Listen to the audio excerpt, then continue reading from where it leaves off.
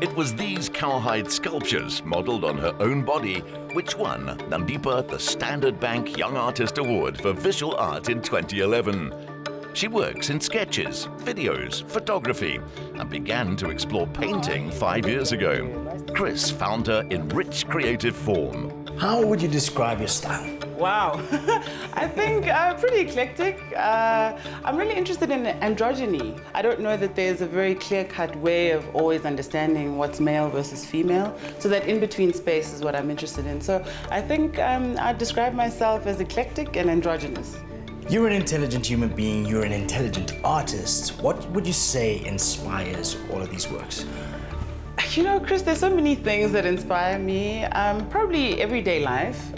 More than anything, the relationships that we have, you know, interhuman relationships. So those are the things that inspire and interest me. Having spent years working with and processing cowhides, paint and gold leaf is a far easier medium to work in. I've been working on these paintings, working on quite a large scale. I've been interested in this hump shape for a couple of years. So you know how your shoulder has got a hump, your nose has got a hump, your ear has got some kind of a hump. So thinking about the body as this humped shape is what I've been preoccupied with. And now working with gold leaf and applying that as part of the painting surface. So let's get dirty. You have to help me out here. Chris didn't want to mess this up. Alrighty. So delicate. I know, it's such an interesting job. So I've put some gold leaf glue right over here. Alright. So you just use the wind. Alright. Right, lay it down. Yeah. Perfect. There we go. There we go. Oh, It's okay, don't worry. is that okay? About it. Yeah.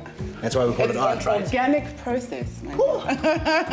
I'm actually sweating. That was like nerve-wracking, man. That's the most expensive piece of art that I've ever worked with in my life. Well, you studied art too, so right now we're collaborating.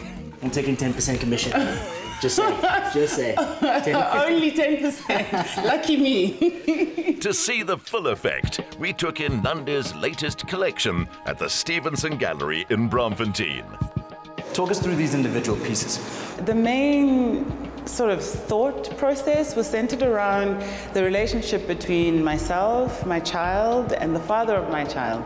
You know, I think human relationships are quite complex in that a lot of the time we want them to work in a particular way, but it doesn't always work out in the way that you want. And in a funny way, there has to be a level of tension sometimes in order for a relationship to work. So even though you love your mother, there's some things that like irritate you about what she does or maybe how she speaks, but because of your relationship of being mother and child, you can't really separate yourself from that. The reflective metallic of the gold leaf allows these otherwise dark works to project light. These works are about that weird tension, that kind of dark space of love and hate and how it works and how, in a funny way, one can't really exist without the other. And so maybe that's why the interest in the very dark palette. While studying at UCT, Nandi would get away from the studio by walking in the mountains. Now living in Joburg, the wilds are her new escape.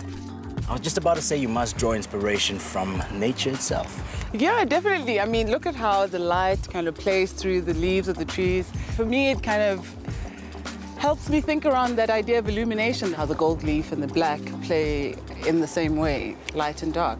So definitely. The curves in the floral kingdom are another influence among the many which gallery director Frederica Angelucci sees.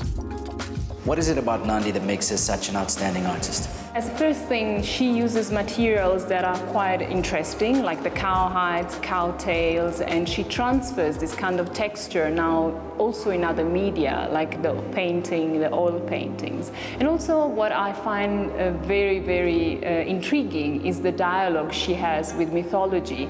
So the works are never too self-explanatory. There's always some kind of undercurrent and story behind them. There's a way in which she speaks about power and beauty in a way that is like quiet but like powerful. So her work is inspiring to me as an aspiring artist. Her work is held by the Zeits Mocca in Cape Town, the High Museum in Atlanta, and the Smithsonian in Washington, D.C. I think the changes that happen when one becomes a parent, having my daughter around has really improved my painting. And it's given me the courage to work with gold leaf, funnily enough. So she's been the inspiration behind that. Mom, what do you think about your daughter's art? I mean, did you ever think that she was going to be as successful as she is now? We didn't understand how she decided to change into art over medicine because that was her first choice. But I must say that Nandi has proven herself to be very talented, and mostly she really has stayed true to herself. What words of wisdom could you leave young aspiring artists with? For me, I think the most important thing is to never give up, believing in yourself, and also just surrounding yourself with loving people who are encouraging. Somewhere, the next Nandi is watching.